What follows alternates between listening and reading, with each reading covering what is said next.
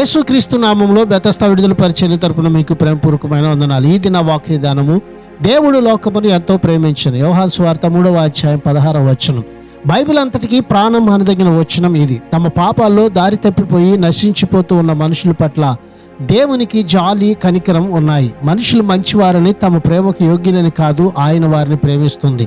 ఆయన ప్రేమ గలవాడు కాబట్టి ప్రేమిస్తున్నాడు. ఆయన ప్రేమ కేవలం మాటల్లో మాత్రమే కాదు, క్రియల్లో కూడా కనిపించింది. తన కుమారుణ్ణి ఇచ్చివేయడం ద్వారా ఒకేసారి ఎప్పటికీ ఆయన తన ప్రేమను రుజువుపరుచుకున్నాడు. దేవుని ప్రేమ ఒక జాతికే పరిమితం కాదు, సర్వ మానవాళి అంతటికీ ఆయన ప్రేమ ఎంతో గొప్పది.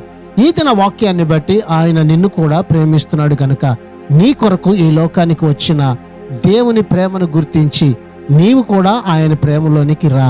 ప్రార్థన.